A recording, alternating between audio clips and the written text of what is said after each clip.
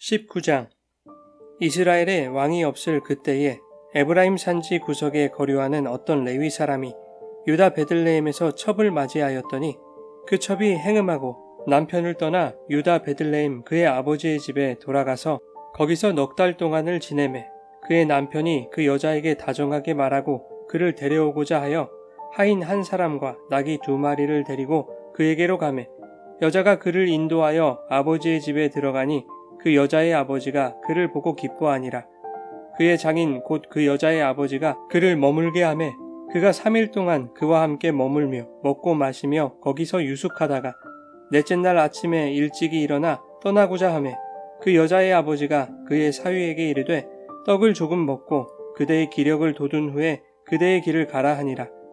두 사람이 앉아서 함께 먹고 마시매 그 여자의 아버지가 그 사람에게 이르되 청하노니 이 밤을 여기서 유숙하여 그대의 마음을 즐겁게 하라 하니 그 사람이 일어나서 가고자 하되 그 장인의 간청으로 거기서 다시 유숙하더니 다섯째 날 아침에 일찍이 일어나 떠나고자 하매 그 여자의 아버지가 이르되 청하노니 그대의 기력을 돋우고 해가 기울도록 머물라 하므로 두 사람이 함께 먹고 그 사람이 첩과 하인과 더불어 일어나 떠나고자 하매 그의 장인 곧 그 여자의 아버지가 그에게 이르되 보라 이제 날이 저물어 가니 청하건대 이 밤도 유숙하라. 보라 해가 기울었느니라. 그대는 여기서 유숙하여 그대의 마음을 즐겁게 하고 내일 일찍이 그대의 길을 가서 그대의 집으로 돌아가라 하니 그 사람이 다시 밤을 지내고자 하지 아니하여 일어나서 떠나 여부스 맞은편에 이르렀으니 여부스는 곧 예루살렘이라. 안장 지운 나귀 2마리와 첩이 그와 함께 하였더라. 그들이 여부스에 가까이 갔을 때에 해가 지려 하는지라. 종이 주인에게 이르되 청하건대 우리가 돌이켜 여부스 사람의 이 성읍에 들어가서 유숙하십시다 하니 주인이 그에게 이르되 우리가 돌이켜 이스라엘 자손에게 속하지 아니한 이방 사람의 성읍으로 들어갈 것이 아니니 기브아로 나아가리라 하고 또 그 종에게 이르되 우리가 기브아나 라마 중 한 곳에 가서 거기서 유숙하자 하고 모두 앞으로 나아가더니 베냐민에 속한 기브아에 가까이 이르러 해가 진지라. 기브아에 가서 유숙하려고 그리로 돌아 들어가서 성읍 넓은 거리에 앉아 있으나 그를 집으로 영접하여 유숙하게 하는 자가 없었더라. 저녁때에 한 노인이 밭에서 일하다가 돌아오니 그 사람은 본래 에브라임 산지 사람으로서 기브아에 거류하는 자요 그곳 사람들은 베냐민 자손이었더라. 노인이 눈을 들어 성읍 넓은 거리에 나그네가 있는 것을 본지라. 노인이 묻되 그대는 어디로 가며 어디서 왔느냐 하니 그가 그에게 이르되 우리는 유다 베들레헴에서 에브라임 산지 구석으로 가나이다. 나는 그곳 사람으로서 유다 베들레헴에 갔다가 이제 여호와의 집으로 가는 중인데 나를 자기 집으로 영접하는 사람이 없나이다. 우리에게는 나귀들에게 먹일 집과 여물이 있고 나와 당신의 여종과 당신의 종인 우리들과 함께한 청년에게 먹을 양식과 포도주가 있어 무엇이든지 부족함이 없나이다 하는지라. 그 노인이 이르되 그대는 안심하라. 그대의 쓸 것은 모두 내가 담당할 것이니 거리에서는 유숙하지 말라 하고 그를 데리고 자기 집에 들어가서 나귀에게 먹이니 그들이 발을 씻고 먹고 마시니라. 그들이 마음을 즐겁게 할 때에 그 성읍의 불량배들이 그 집을 에워싸고 문을 두들기며 집주인 노인에게 말하여 이르되 내 집에 들어온 사람을 끌어내라. 우리가 그와 관계하리라 하니 집주인 그 사람이 그들에게로 나와서 이르되 아니라 내 형제들아 청하노니 이 같은 악행을 저지르지 말라. 이 사람이 내 집에 들어왔으니 이런 망령된 일을 행하지 말라.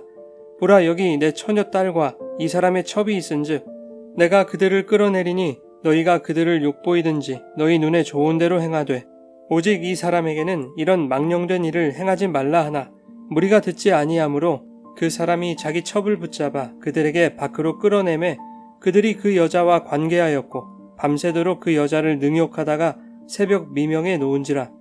동틀 때에 여인이 자기의 주인이 있는 그 사람의 집 문에 이르러 엎드러져 발기까지 거기 엎드러져 있더라.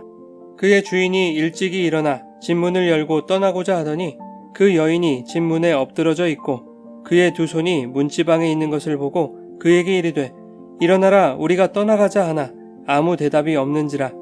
이에 그의 시체를 나귀에 싣고 행하여 자기 곳에 돌아가서 그 집에 이르러서는 칼을 가지고 자기 첩의 시체를 거두어 그 마디를 찍어 12덩이에 나누고 그것을 이스라엘 사방에 두루 보내매 그것을 보는 자가 다 이르되 이스라엘 자손이 애굽 땅에서 올라온 날부터 오늘까지 이런 일은 일어나지도 아니하였고 보지도 못하였도다.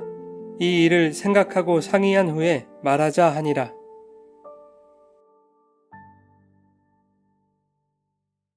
여러분 좋은 아침입니다. 오늘도 말씀의 은혜가 여러분의 삶에 풍성히 임하기를 소망합니다.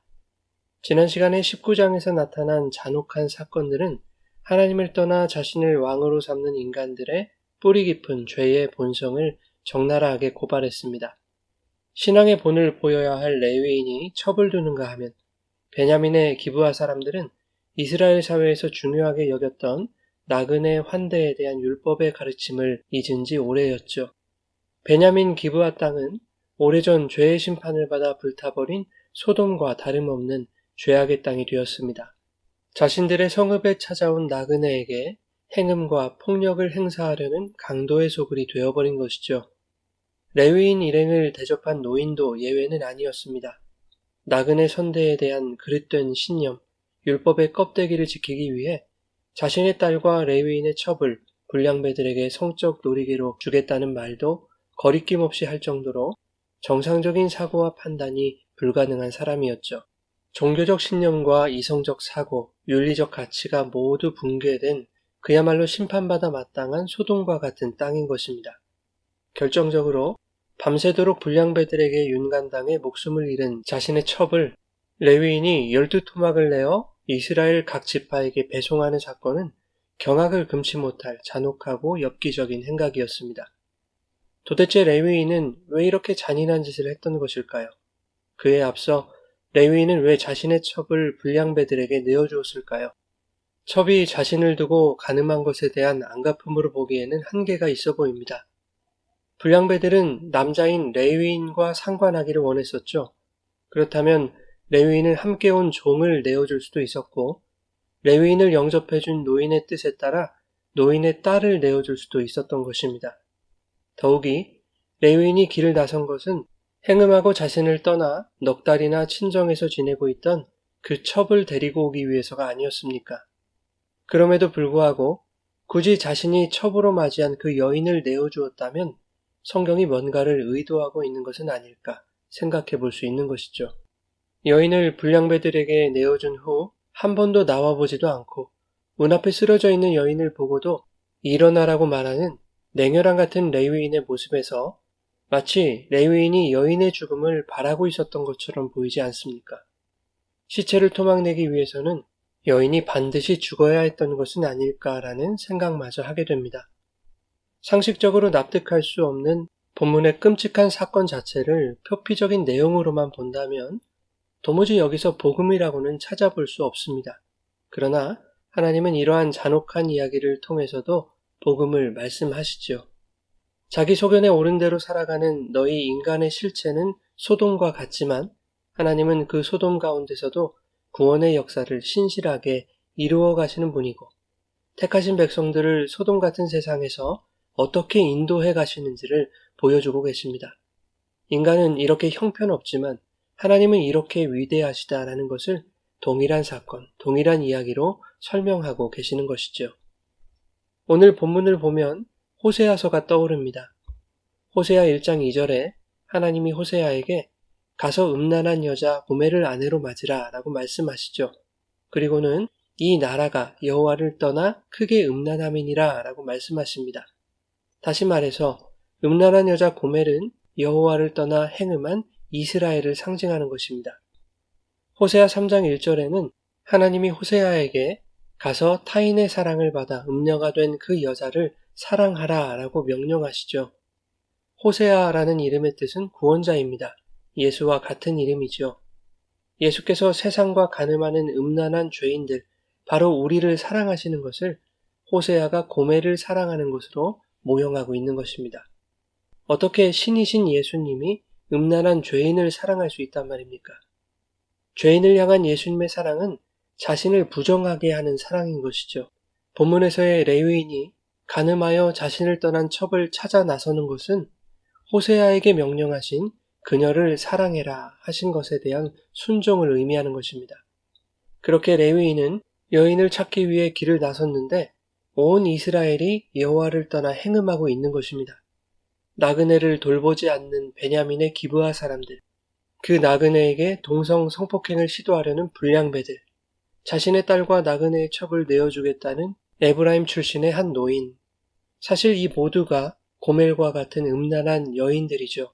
그들이 하나님을 떠난 음란한 이스라엘이요, 그 실체가 마치 소돔과 같다는 것입니다. 행음하여 남편을 떠난 첩이 불량배들에 의해 용간을 당하여 죽는 것은 바로 소돔과 같은 너희, 하나님을 버린 음란한 이스라엘이 처해져야 할 현실이라는 것을 보여주는 것입니다. 레위인이 여인의 시체를 열둘로 토막을 내서 이스라엘 각 지파에게 보내는 것도 이것이 바로 자기 소견에 옳은 대로 살아가는 너희들의 모습이라는 것을 말씀하기 위함이죠. 실상은 하나님이라는 왕이 없으므로 죽은 자들이라는 것입니다. 그러나 하나님은 언약대로 자기 백성을 구원하실 것이고 음란한 자들을 사랑하라고 명하신 그 명령이 예수 그리스도의 십자가를 통해 완성됨을 가르치고 믿게 하시는 것이 성경의 목적이죠. 본문은 이스라엘의 실체가 소돔과 같음을 고발하고 있습니다. 그런데 요한계시록 11장 8절은 이 소돔이 상징하는 또 다른 의미를 기록하고 있습니다. 그들의 시체가 큰 성 길에 있으리니 그 성은 영적으로 하면 소돔이라고도 하고 애굽이라고도 하니 곧 그들의 주께서 십자가에 못 박히신 곳이라. 소돔은 예수 그리스도께서 십자가에 못 박히신 곳을 상징합니다. 결국 예수께서 이스라엘의 죄를, 우리의 죄를 지고 죽으실 것인데 너희의 죄가 이 소돔과 같이 추악하고 잔인하며 폭력적이라는 것을 말씀하고 있는 것이죠. 결코 가벼운 죄가 아니라는 것입니다. 그런데 예수께서 대신 죽고 구원하시는 것이 복음의 전부가 아니라는 것을 오늘 본문이 말씀하고 있습니다. 소돔 같은 이스라엘, 그리고 음란한 죄인들, 바로 우리들이 처참하게 죽임당한 행음한 첩과 같은 자들인데 예수께서 그들을 사랑하시기 위해 소돔에서 십자가에 달려 죽으신 것처럼 주님의 사랑을 입은 행음한 첩들과 같은 우리들 또한 예수 그리스도와 함께 십자가에 못 박혀야 한다는 것을 말씀하고 있는 것이죠. 이 세상의 역사를 살아가는 동안 소돔처럼 힘과 폭력을 행사하며 자기 소견에 옳은 대로 하나님 없는 자와 같이 사는 것이 아니라 하나님의 뜻을 이루기 위해 십자가에서 무력하게 죽임당하신 예수님처럼 성도 또한 소돔 같은 세상의 힘에 대하여 죽어야 함을 말씀하고 있는 것입니다. 갈라디아서 6장 14절에 이렇게 말씀하죠. 그러나 내게는 우리 주 예수 그리스도의 십자가 외에 결코 자랑할 것이 없으니 그리스도로 말미암아 세상이 나를 대하여 십자가에 못 박히고 내가 또한 세상을 대하여 그러하니라. 성도는 세상이 나에 대하여 죽고 내가 세상에 대하여 죽는 그 죽음을 날마다 경험해야 하는 것입니다. 하나님은 이 역사 속에서 당신의 백성들이 오직 나를 구원하신 예수 그리스도의 십자가만을 자랑할 수 있도록 때때로 힘들고 괴롭고 어려운 문제들, 이러한 세상의 폭력에 내어주심으로 자신의 소견과 세상의 힘과 가치를 의지하는 죄악된 속성들을 죽여가실 것입니다. 이것이 레위인이 첩을 불량배에게 내어주어 죽게 했던 것의 의미입니다. 또한 예수 그리스도와 함께 십자가에 못 박히는 것을 의미하고 있는 것이죠. 이 죽음은 가혹한 것이 아닙니다. 내 안에 사시는 이가 예수 그리스도이기에 그분 안에서 죽는 나의 죽음은 유익한 것입니다. 그분 안에 부활이 있고 영생과 구원이 있기 때문입니다.